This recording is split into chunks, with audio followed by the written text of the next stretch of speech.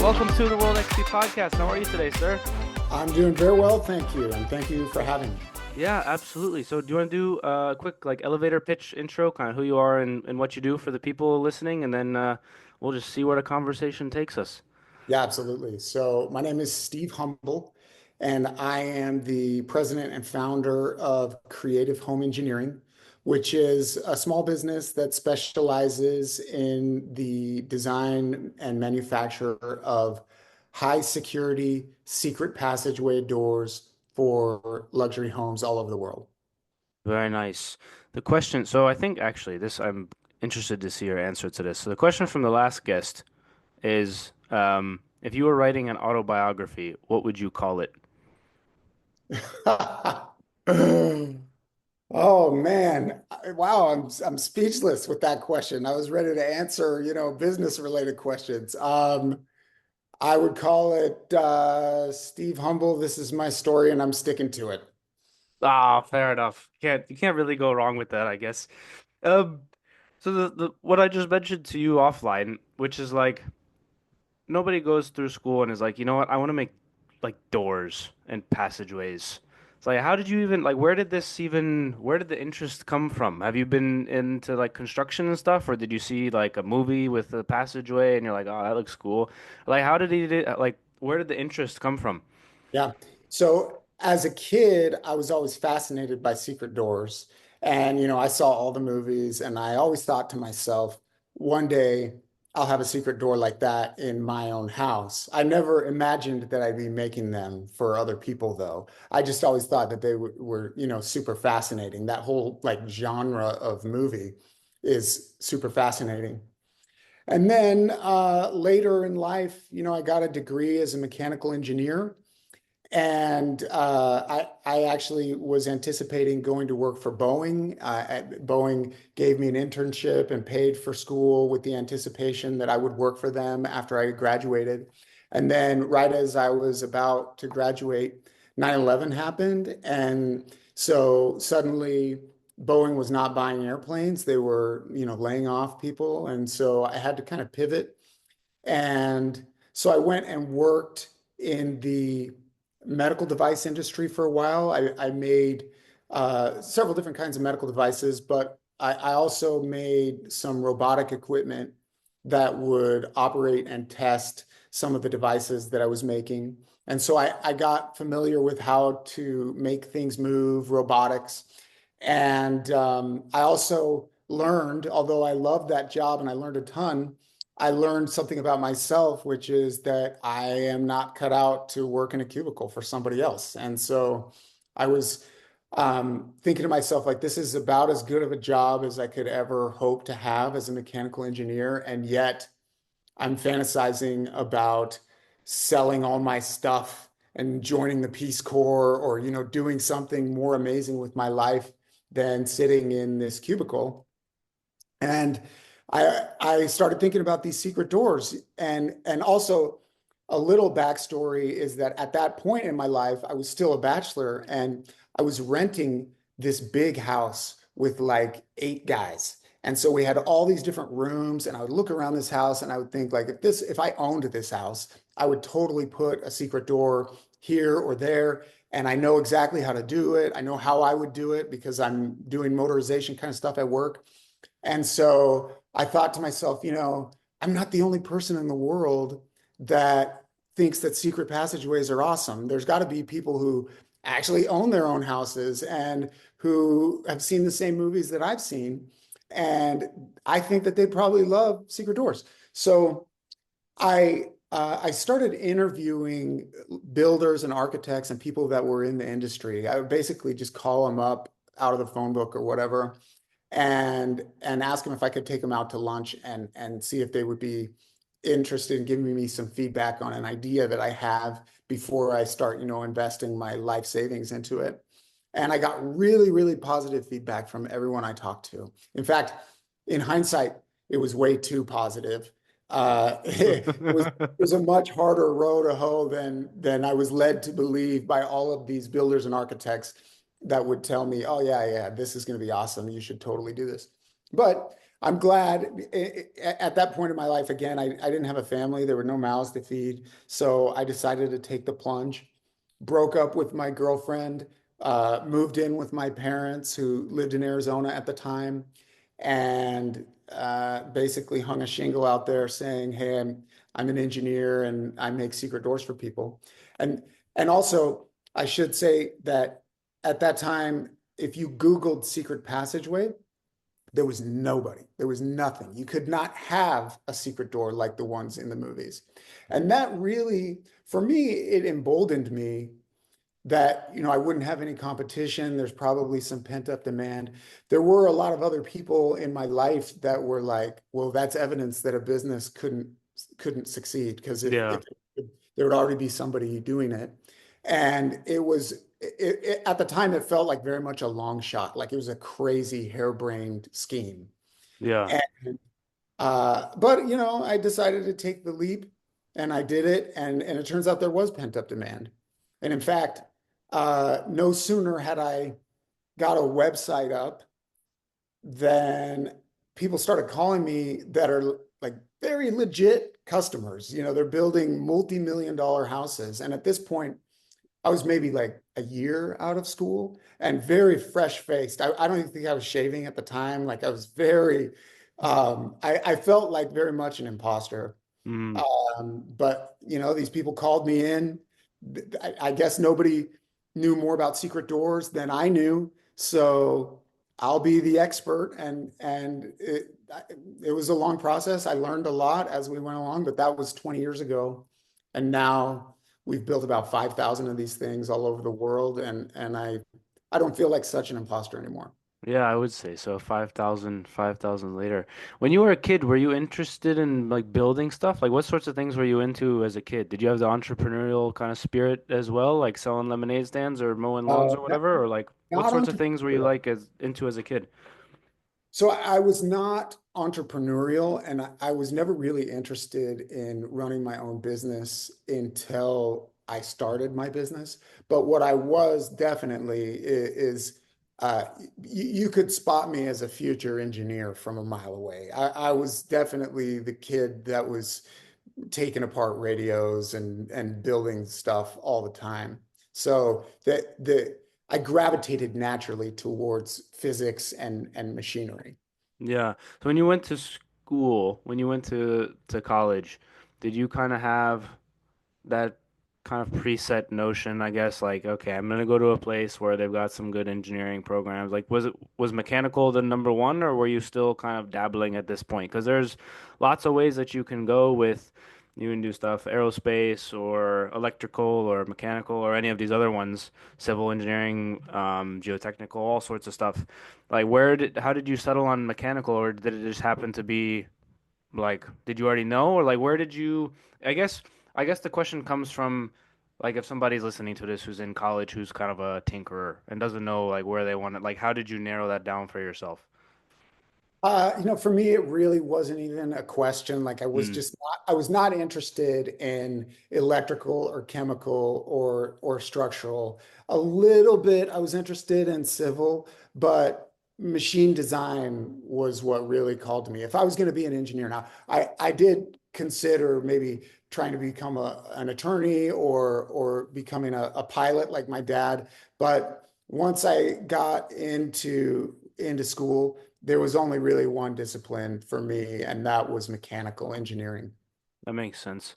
So, okay, so you got the internship at Boeing, um, and you're working there, and you hate the cubes and everything else, and so. I guess at that point, right, it's kind of like you mentioned, you didn't have mouths to feed. So in terms of taking the plunge into starting your own business, it wasn't the risks were not so great as they might be in other situations. But getting your first customer is always the hardest one, and then it kind of gets easier from there. Well, usually. What talk to me about the first customer? Like how did that go? Right, you mentioned the imposter syndrome, and these people are building like crazy big homes, and you gotta go meet somebody, and you're like, what do you do? And you're like, oh, I'm the president of whatever, and you're like, oh my gosh, I'm 20 whatever. I shouldn't even be talking to this guy, Yeah. or like he's gonna find me out for being just some kid that likes to build stuff. Like how does that interact? Like for I guess did you find them or did they find you? And then how did that first like phone call or meeting go with whoever this person was?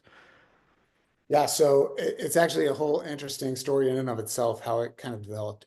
So I had a friend at that time who was building his own house. Hmm. And so I reached out to him and said, "Hey, I know you're building your house. I want to start this secret door business. Can I put a couple of secret passageways free of charge in your house?" And he said yes, and I did that. And then what's interesting is you have to have a contractor's license if you're going to be doing this kind of work in people's houses. And you can't just get a contractor's license. You have to prove that you have so many years of experience doing this stuff. And so that was going to be an obstacle. And so I reached out to the registrar of contractors and I said, "Hey, I'm starting a new business in a completely new genre and I don't have any experience doing it, but I'm really smart and I have this other experience that is pretty cool. I have a degree in mechanical engineering and I had already done the Boeing internship and I had already worked in the medical device industry. And one of the things that I designed was a surgical laser. And I also had done a different internship for Honeywell working on military turbine engines. And I had done a different internship for a home automation company designing computer systems. So I had like these little bits of experience, albeit namely mostly as an intern, but still I hammed up those experiences to the registrar of contractors, and a lot of back and forth happened. But eventually, they recognized that it's not really possible to get any experience as a secret passageway maker, and so they acknowledged that I was the leader in the industry of secret passageway making, and they granted me a special contractor's license just for that. And to my knowledge, I'm the only person still that has a contractor's license in secret passageway making. How old are you at this point when you're going through all this? 23. So, okay, so talk to me about the starting your own business from because there's lots of stuff that goes on behind the scenes, right? You got to get it registered, you got to do the tax stuff, you have to start to figure out some of the insurance and liability pieces and all these things. Like, how much of it was like you turn over the stone and there's a new thing that you got to take care of, or how prepared were you? Like, did you have mentors or friends, or like how did you kind of get through that aspect? Because I think that can be an obstacle to a lot of people who just like look at the big mountain of paperwork and forms and legal things that they have to do before they can be considered like a registered business, whether it's an LLC or whatever, and then picking the right one. Um, and they're just like, yeah, it's a lot of things. And if I do it wrong, then somebody's gonna come bang down my door and take my home away or whatever because I owe somebody money that I didn't know that I owed for taxes or this or that. Like, how did you get through that part? Yeah, so excuse me, I remember it being very frustrating, like the order of how to establish it. Like you had to in those days you had to actually publish in the newspaper that you were incorporating, and then you had to send in the clip of the newspaper to so that they could like get you a tax ID number. And I remember thinking to myself, like, this is a super convoluted, annoying process. And little did I know that it just gets way worse from there. It goes completely south. Handling compliance with the government is extremely frustrating. This whole thing has turned me into a libertarian, as I think owning a business practically, I think turns everybody into a libertarian in one regard or another.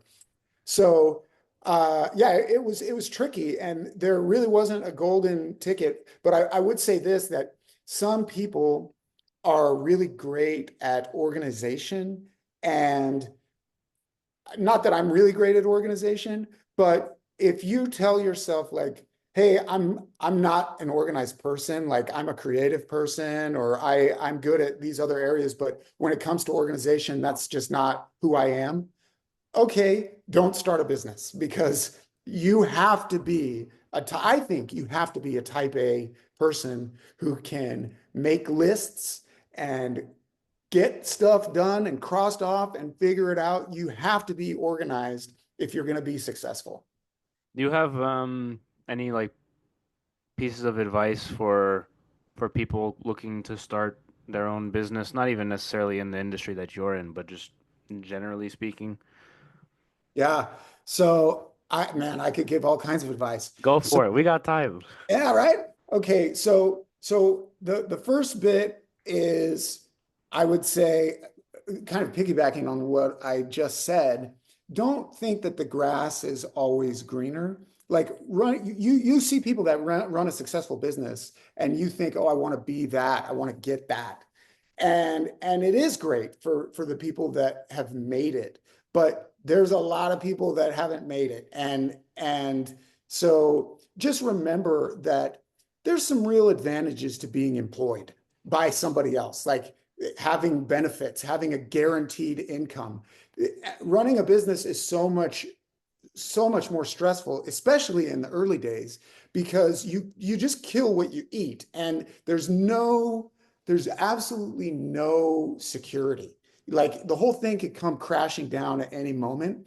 And that's not for some people. And also, like, I hear people complaining that have like super cush jobs where they get all this paid time off and their health care is all covered and they don't even know what they have.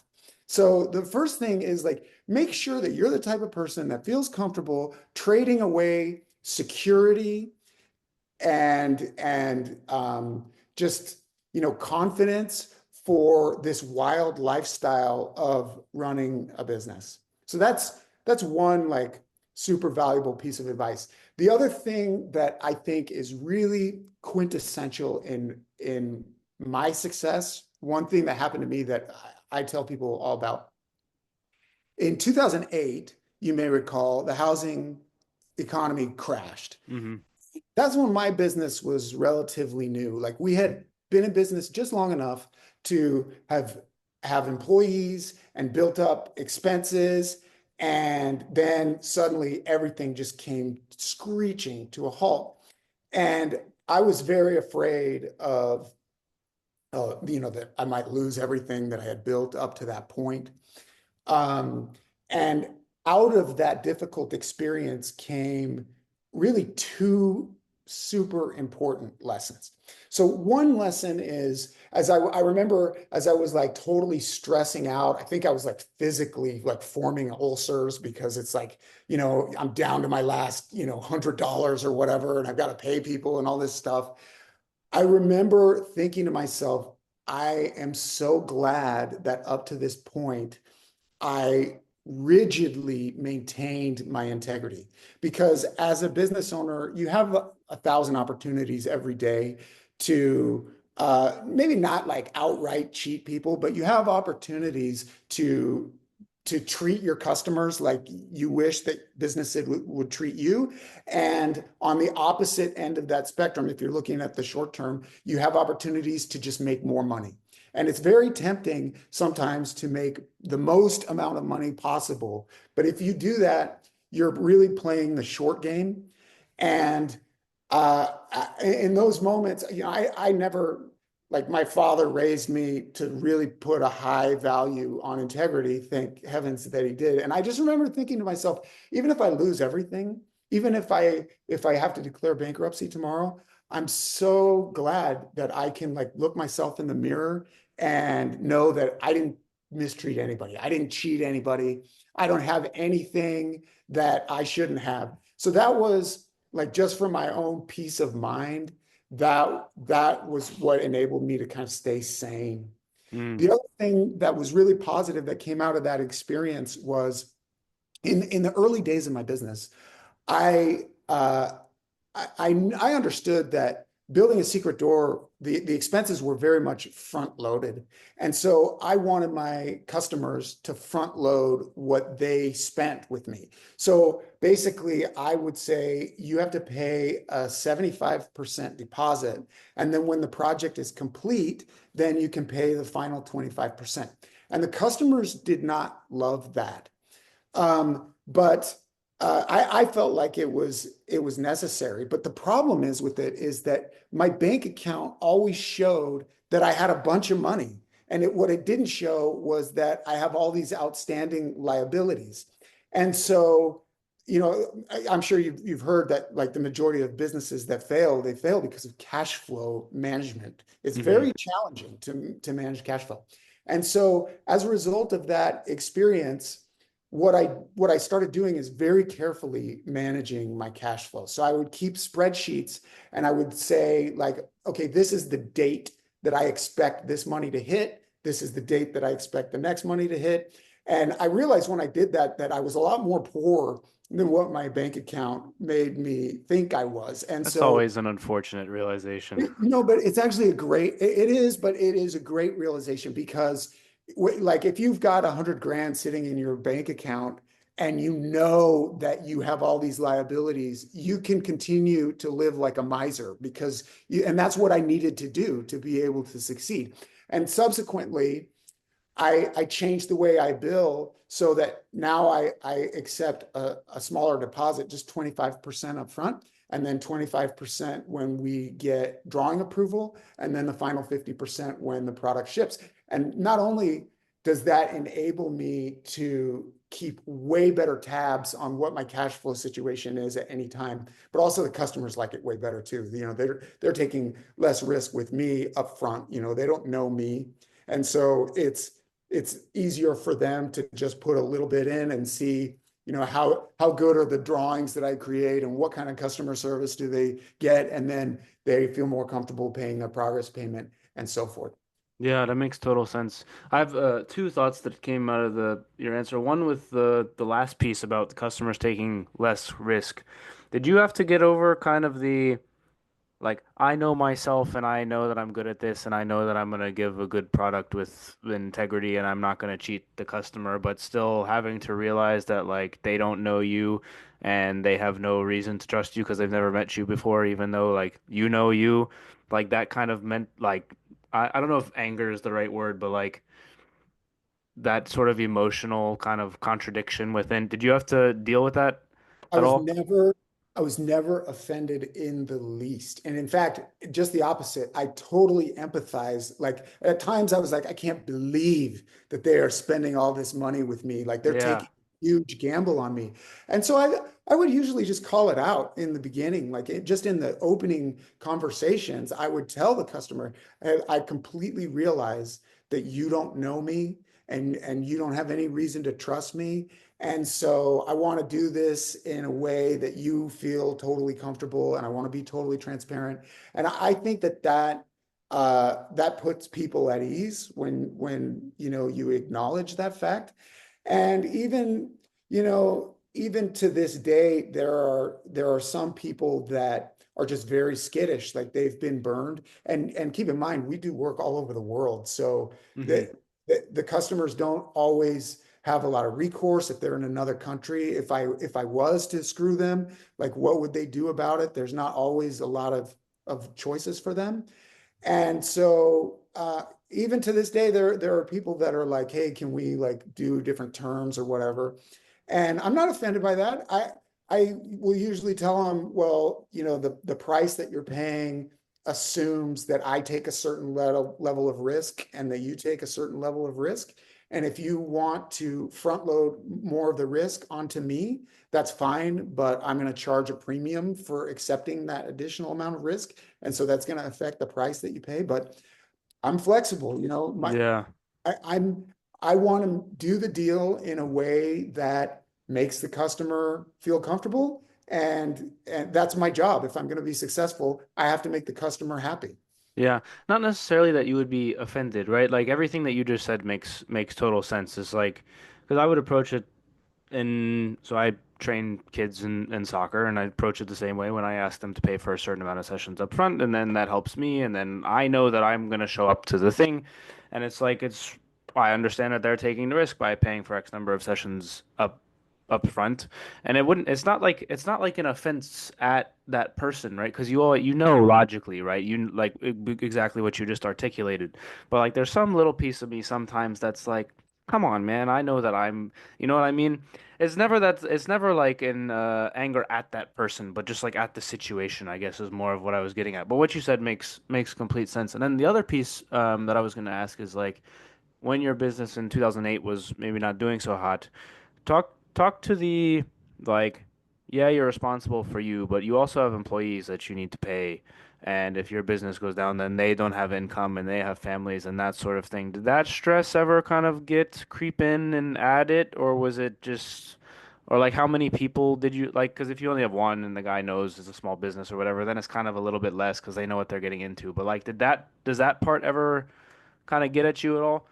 That was the major part. Yeah. Like at that time, so in the lead up to 2008, like things started going south. And I knew immediately, like the first thing to go was my own take home pay. So fortunately, at that point, I was married and I was able to survive on my wife's income. We didn't have any kids at home. And so I could go without an income. And I did go without an income for probably 6 or 8 months. But the stress looming was I have these employees. At that time, I think I had 10 or 12 employees. And I was just sick that I was going to have to tell somebody who has a wife and children that depend on them, and it's a rough economy. And I'm not really an emotional person. In fact, very much the opposite. If you ask my wife, she'll tell you I'm a total robot. Um, but It's uh, the engineering brain in you, man. yeah, right. Exactly. But I remember just holding back tears as I had to tell somebody, I'm so sorry, but we just can't pay you anymore. So we have to lay you off. It's the hardest thing that you can ever do as a business owner. And I had to do it a bunch of times. Like we had 10 or 12 people, and then we went down to 4 people for a while. And then for like a year, it was just me and one other person. And we made it through, thank heavens. And then, now it's been growing every year for the last probably 6 or 7 years. We're exceeding previous income. And I feel like, I mean, I'm never resting on my haunches, but I feel like the company is now established, knock on wood, it would take quite a bit to bring us down at this point. Yeah, that makes sense. Did you have like when you're bringing people on in terms of delegating things that you normally would do, was that an adjustment for you? Like when it's just you and one or two others, like you're doing everything and then you got to let some stuff go. Like you do that and you got to kind of you can't be like in there doing it because then it's like why'd you hire that guy? But also you have to go look at other things or was that an adjustment for you, the delegation piece? Yeah, so that's every business owner I think of that struggles with that. And I kind of personally feel like I'm not a micromanager. Like I don't need control over these aspects. I'm actually dying to find somebody that I can delegate stuff to. The problem is that if I delegate to somebody who's not prepared, then they fall on their face and the whole company suffers and the customer suffers. And Hmm. that's acceptable. So I've found that it's tricky for me to find people that I can trust. I mean, I do have a great team, but no matter where you are in your growth cycle, you're trying to fill a job, it's hard to find somebody that you can trust. And the reality is nobody is going to be able to do the job as good as the founder that invented the job. Like I don't know if that's always true, but that's kind of the way that I feel about it. In most of the things that I delegate, uh, it's always a growth, a very much learning curve, and things get messy in the beginning, mistakes get made, and so it's a very tricky thing. And if you have a silver bullet for how to overcome that, I want to know about it because I'm still like, I'm way too down in the trenches right now. Like I really running my business, I should be focusing very much more than I do on high level strategy type things. And I am just, the customers need things and it's urgent, and I am sucked into all of these other areas and sometimes end up neglecting the higher level strategy things that really should be my primary focus. Yeah, because that's what I was gonna get to. It's like at some point, not that you have like the biggest customer base in the world is very niche what you're doing, but also there's probably companies that you could work for instead of individuals if you haven't already, and other things where it's like the strategy piece, like you mentioned. there's like ways to maybe expand. And I find this when talking with other people who are running small businesses or even like divisions within a bigger business. Um, the struggle of like delegation and in terms of the silver bullet, well, I was going to ask you is like, what's your interview like? How do you vet the people that you bring on board for such a like niche industry or kind of, well, I guess you're the Yeah, only so one, but like, how do you vet these? How like do you have? Because there's other um bigger companies sometimes have very standardized interview processes and things like that, and then the smaller you get, the more it gets to like feel and vibes. 'Cause sometimes it's like, do you get along with this person or not? So do you have a way that you vet people that you want to bring on board? yeah, I do. Well, so I have some things that I do that are a little peculiar in my sort of interview process. Uh-huh. But, part of it, and this goes back to the delegation thing, because we are so niche, I feel like we have a longer than normal training cycle. Like, really, after I hire a person, for them to really be useful, especially in the sort of higher level positions at my company, you don't really become useful for like 2 years. Well, nowadays, the trend is that the average person changes career like every 3 or 4 years, and that's if you Yeah. take care of them and give them a great salary. That would kill me. To train a person up is so time consuming for me.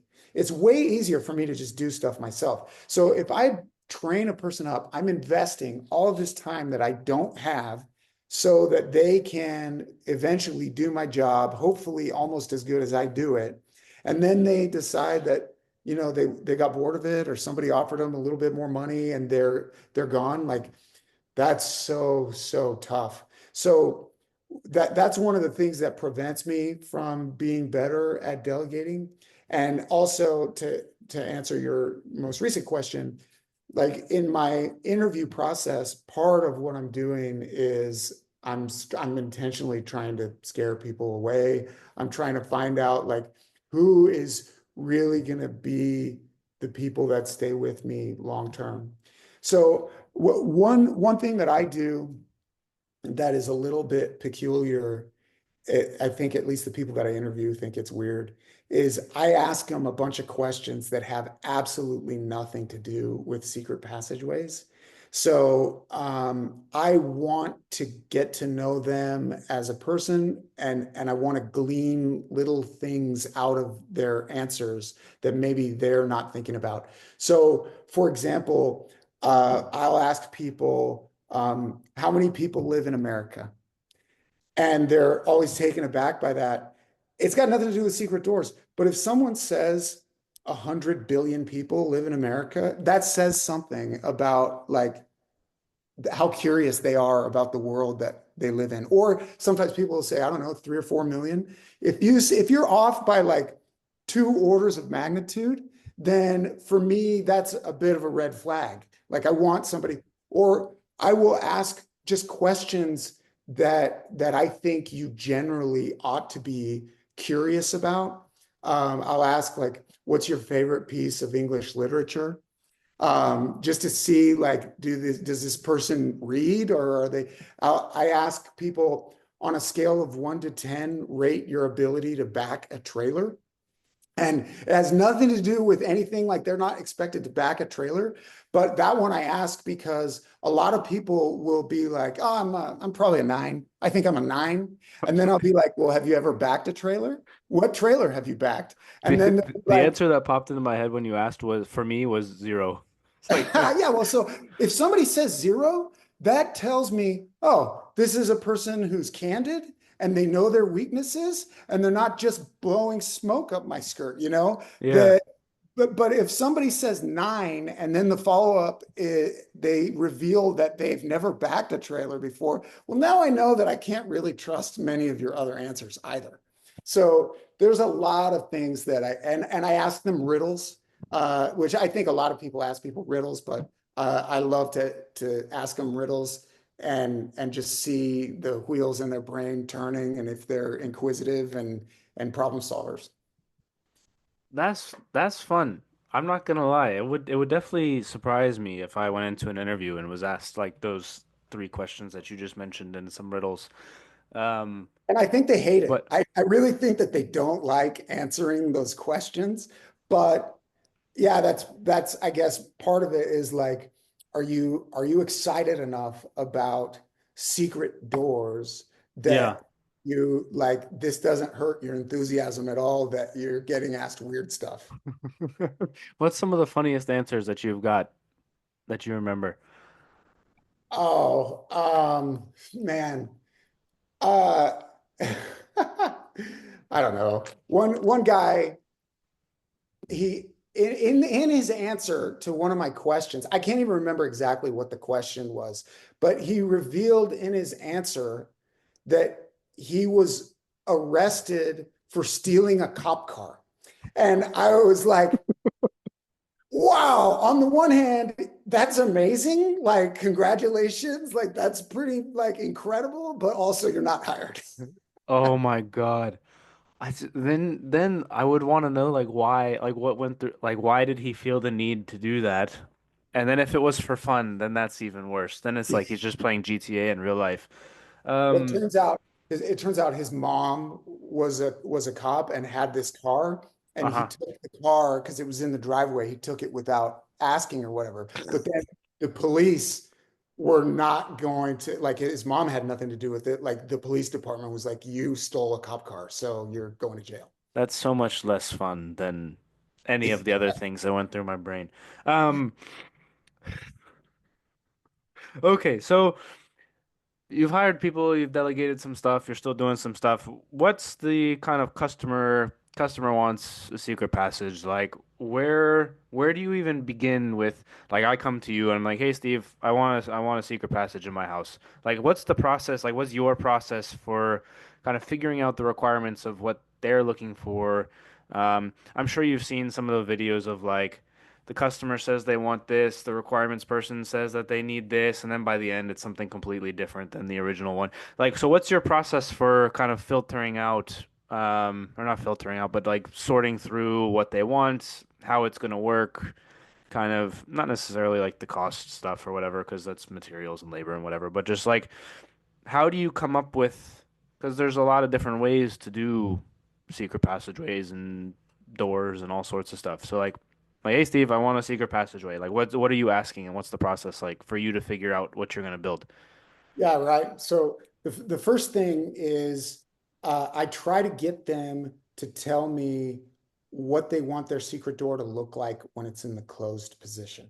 So do you want it to look like a bookcase, or do you want it to look like a brick wall, or wainscot paneling, or a grandfather clock, or whatever? And also, I'm trying to figure out if they have chosen a place in their house where the secret door will go.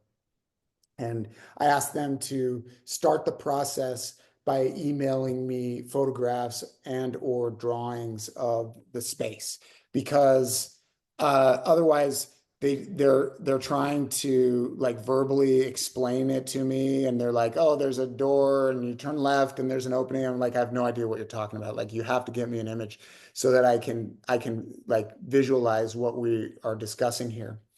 And so after I've established what kind of secret door that they're interested in, then I can run them through a list of questions regarding their preferences that are relevant to that type of secret door. So if they're interested in a bookcase, I'll be able to ask them, well, what species of wood do you want it to be made from? Do you want integrated cabinet lighting? What kind of finish do you want?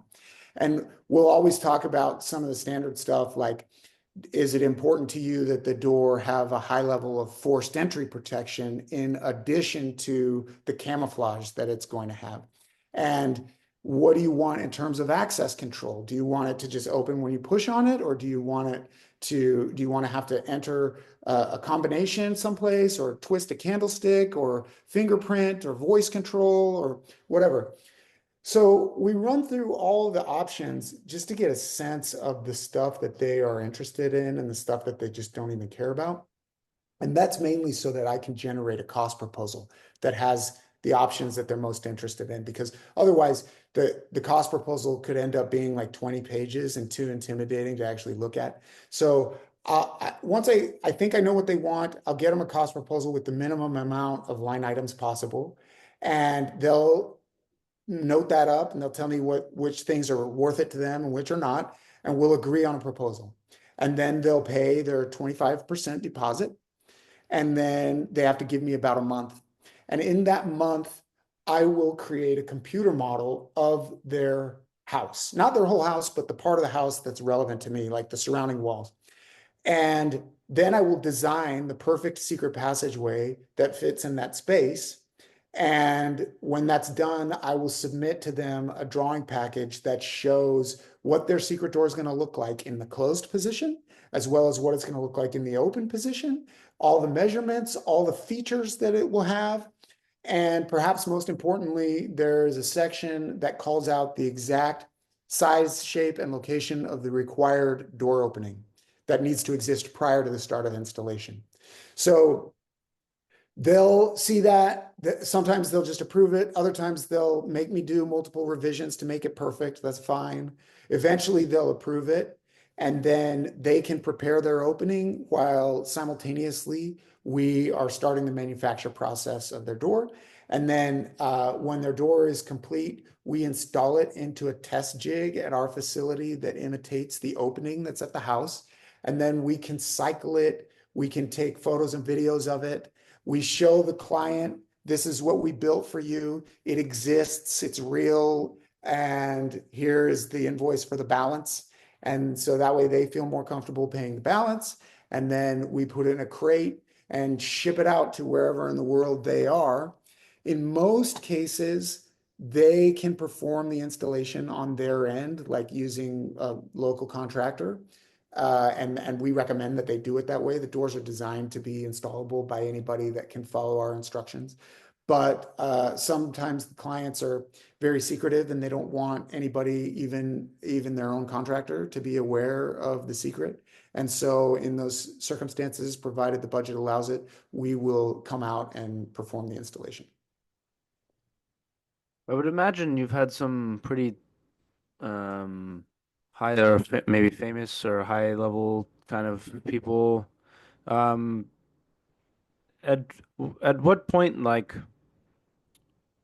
I don't want to make you or ask anything that's like obviously will divulge anything, but like, what's kind of some of the more elaborate things that you've had to do, or just like it doesn't even have to be strange, but like I would imagine for some it's like, okay, yeah, we're gonna build a door that looks like a bookcase and you like pull the one book down and then the door opens, like kind of like you see in the movies. But like what's some of the more elaborate ones that you guys have or kind of interesting from your perspective or maybe challenging as well? Like this proposal comes in or this request comes in and you're like, "Ooh, that'll be fun to build." Like what are some of the more elaborate ones that you've had to take on or to build? Yeah.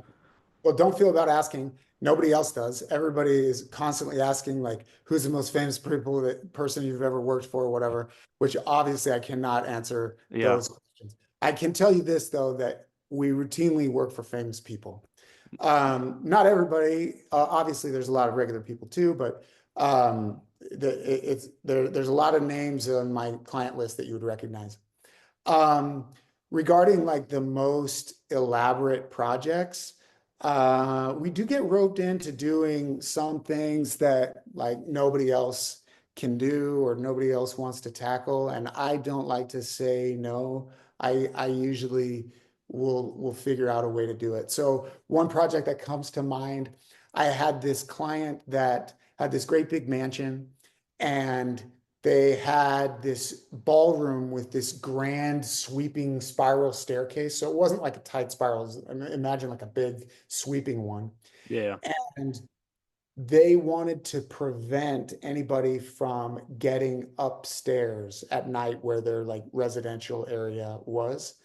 And so they asked us to create this machine that can close around the staircase and it had to kind of swirl around it kind of like the iris of a camera, like it had a bunch of moving parts that would close in around the staircase so that you couldn't climb the stairs. And already it was that alone is an extremely challenging project. And then add to it that it's going in like a 100-year-old mansion in the ceiling of a ballroom that's 25 feet up, and it had to be bulletproof, and it had to be made out of real bronze, and it had to be it was so big it could barely even fit in the room. So once it was in the room, it was very challenging to even get it up to the level on the ceiling where it had to sort of live so that they could add the false ceiling below it. Hmm. Very tricky project to do, but we took it on and turned out awesome. It's an incredible project. Client's happy? The client loved it. In fact, the client uh, asked me once, as we were like wrapping up the project, he asked like, where does this project fit in terms of level of difficulty? And I wasn't sure how he was going to react to this. I don't know if he was looking for like assurance that this was not like this was everyday run of the mill for me, but I just answered candidly, this is by far the most complicated project I've ever done. He loved it. He was so happy to know that he had the hardest project that I had ever taken on. That's unbelievable. What are well now I'm interested. What are some of the other ones? Do you have other ones that are, I mean, noteworthy?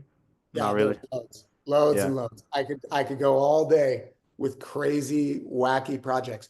So one of my favorite projects was this guy that he built this incredible palace of a place, and it has an underground bomb shelter area. I think the underground bomb shelter alone was 20,000 square feet, if memory serves. And because I really focus on doors, I wasn't like privy to everything that went on in the bomb shelter, but I was told by the GC, the general contractor for the bomb shelter, that it's the finest privately owned bomb shelter in America. And this client just had very much open budget and they wanted a lot of cool stuff. So I think we built 7 or 8 secret doors for them. And some of them were really cool secret doors. We built one it was a bookcase, which we do every day, but it was so big that when it opened, it was big enough basically to drive a vehicle through it. And so the bookcase weighed, more than 2,000 pounds. And Dang. in order to make that work, we just had to sort of reinvent a lot of hardware. We always manufacture our own hinges anyway, but we made these super special hinges, and we made to make it be that big and also have such precision that it could fool anybody and not let light through.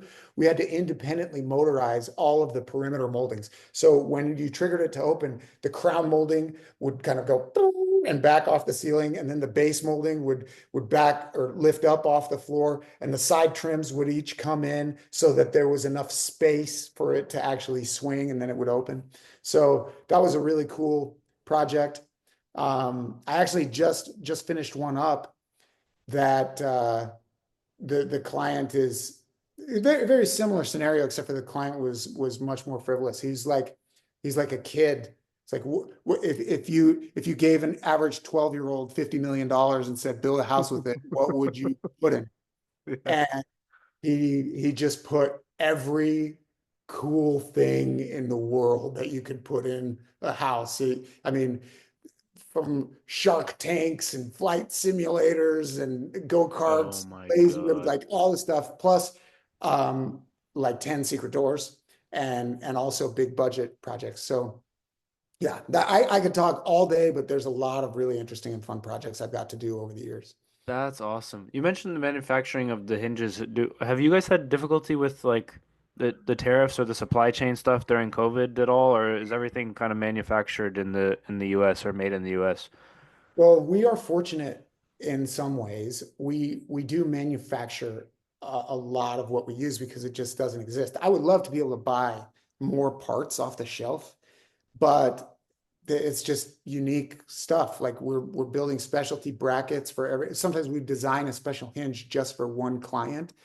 And I actually have a patent on a hinge that we use on a lot of projects that enables us to transfer the load of a secret door without sagging or warping. And it allows us to have adjustability in 5 different axes so that we can really dial in the precision of a door after it's installed. And also, by the way, even after a house settles in 5 years, you don't have to rip out the secret door. You can make like minor adjustments and keep it working perfectly.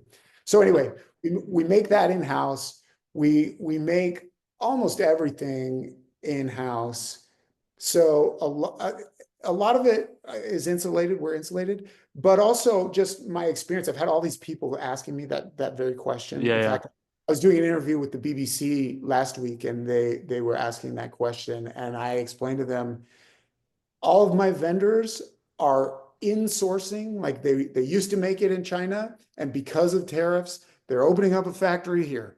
And so it's like, if anything, I think it's going to make it easier and faster for me to get the things that I need.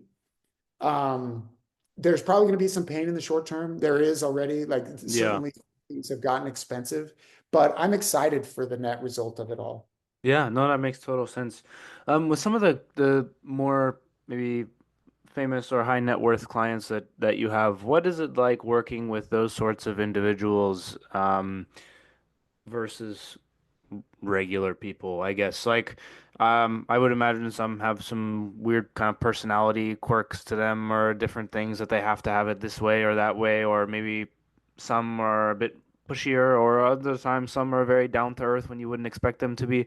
What's it like? What was it like jumping into that sort of world of, because I feel like I've said this on the show before, but I feel like people with super high net worths are kind of, they can be a different sort of like species of people where Yeah. they expect things and they've got like different standards for how they view stuff, different experiences for how they like view the world and stuff. So what was it like for you kind of diving into that world, going from college and internships and cubes to now you're working with famous people and high net worth people who, like, what was that like for you? Yeah. So I've got to meet a lot of famous people, but I usually meet them at the end of the project. Like Yeah. after it's done, they'll come and introduce themselves. Usually I'm dealing with their people's people, especially the really high net worth kind of Yeah. people. Every year we'll do several projects for different billionaires or multi-billionaires. And it's very rare for me to have a sit down with somebody like that. They employ people to handle that stuff while they can be away on their yacht or whatever. So what's I have found though is that those people are very demanding. Not necessarily the homeowner, but the all the people that are trying to impress the homeowner and trying to make sure that their job is never in jeopardy. They are more demanding of me. And so it's, the construction industry, they're nobody's got a lot of patience for people who aren't good at their job. Like you have to be on point or else Yeah. you're going to get yelled at. And so that sometimes is, it's a challenge, but they're paying us for excellence. And so we have to be able to deliver. It kind of keeps us on our toes. I do deal with people that are much harder to work with, but those are usually not the like tippy top of the financial echelon. Mm. There's like intermediate range of some people, and this is a small segment. Like most of my customers I love, like we get Yeah, yeah. along. They get excited about secret doors. I'm excited to be able to help them, and we have a great relationship. But there are some that are like maybe they inherited their money and they're very entitled and they're sometimes abusive to the people that work for them. And that's one of the struggles of being a business owner is that uh not that I'm the smartest guy in the world, but I'm pretty smart and kind of a hardworking guy, and I require a certain level of professionalism from the people that I work with. And so it's challenging to balance the old ethos of the customer is always right against some like super rude, entitled, rich person that doesn't that forgot what it's like to have to treat people right, you know? So there's a little bit of that, I have to eat crow as a business owner. Like I have to lie through my teeth and say, you're right, it is all my fault. I'm so sorry. It's like I don't want to say that. I want to scream like this is you, that you brought this on yourself and I tried to stop you. But that's not good for business. Yeah. You just have to do what they say. Do you have to train some of the people that you hired to be like, hey, when you're working with this type of person now, not necessarily like the last one type that you mentioned, but just people of that like stature. It's like, hey, so we need to make sure that there's like this level of excellence now because when they pay for something, this is what they expect, etc. Like, does that go into the training as well? Is that part of like the vetting process when you're hiring somebody? It's like, hey, you got to be able to deal with this one, but two, also not go meet a famous person and be like, oh my gosh, it's like whoever. You have to have somebody that's level-headed enough to kind of sort through that and then be a person with that person because that can be difficult as well. Like you see somebody on the street that like you recognize, and then all of a sudden you turn into like not a person for 2 minutes, and you turn into a 5-year old. You're like, oh my God, it's whoever. So I personally handle most of the direct client interaction. Hmm. So I don't have to deal too much with that, but there are things like everybody knows you go into these, multi-million dollar houses and your eyes are kind of popping out of their sockets. You never ask, what do you do for a living? Like that, everybody wants to ask that question. You Yeah. don't ask that question. You don't like get personal with them. You don't ask what they're using the secret door for. So there's some things that we're in the privacy business too, and so we don't ask a lot of questions. We want to make customers feel comfortable that their secret is safe with us, Yeah. and we know the better. So, yeah. Yeah. Fair enough. That's a good. Is there anything that I haven't asked you that I should have? Yeah, I can think of a couple of things. Yeah. Yeah. Sure. Go for it. Yeah, so one thing that you haven't asked that everyone is interested about is what do these things cost? Hmm.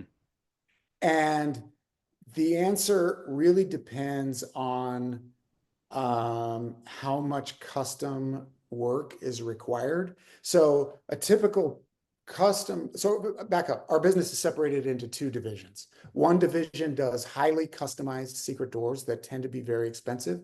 And then the other division does more off the shelf kind of projects that are more cost effective.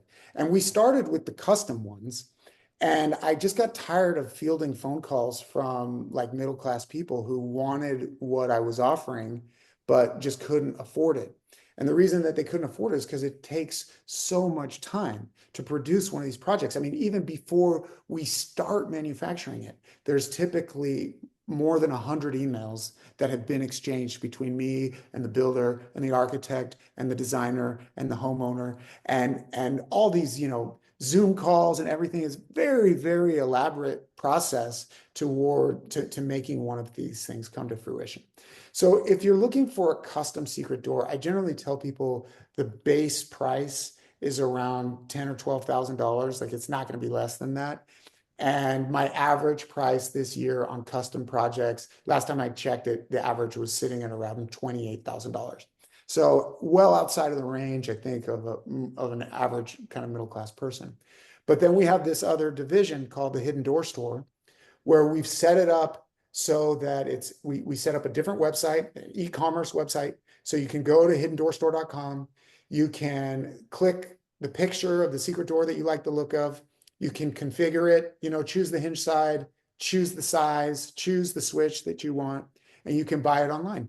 And because it's a repeatable design, and because I don't have to talk to you, not that I don't want to talk to you, but it just takes time. So the cost on those projects can be as little as $1,000. And even on the high end of those, like it's uncommon for them to be more than $5,000, let's say. So very much more in the realm of affordability for everyday kind of people. And we're super excited to be able to sort of bring high quality secret doors to the masses. Yeah. Uh, Another thing that um, that you should maybe ask about that I think people don't realize. I always want to make sure people understand this because I deal every day. I have these phone conversations with people that call me and they have a sob story that goes something like this. I took on a project. I'm a carpenter and I took on a project to build a secret door.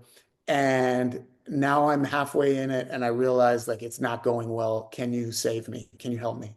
Or they say, I'm a homeowner. I hired a guy and he built something for me and it's rickety and it doesn't work right. And can you just come in and fix it? And the answer is sadly, no, I can't. Like these are machines, they're sophisticated machines that are designed from the ground up to be what they are. It is not a bookcase with a hinge slapped on the back. It is, it's just more sophisticated than people realize. And so, um, though it might sound self-serving, like I want people to understand that not all secret doors are created equal. And I was in a house not too long ago with somebody who actually was a billionaire client, and they had us build a bunch of secret doors for them. And I go to do the installations, and they have another secret door in the house that I did not make. Uh-huh. And this is a person who could afford anything in the world. Yeah. And I look at this secret door and it has carved an arc in their flooring that you can see when the door's in the closed position because it sags. And the quality of the craftsmanship is exquisite. Like they had an incredible carpenter. And the carpenter was like, not going to tell him that he couldn't do something. So when they asked him if he could do a secret door, the carpenter said, yeah, I can do a secret door. Sure, I'll do a secret door. And then he made this secret door that sagged. And then he tried to fix it by putting a wheel on the underside. And then the wheel just marked up the floor. And I have this conversation like every day. This is something that happens to people. So I would just tell people like, do your research and make sure that you understand the difference between a good secret door and a bad secret door because these are not commodities. You definitely get what you pay for. Um, One last thing I would tell you that you maybe didn't ask about. A lot of our businesses maybe concealing the existence of a conventional safe.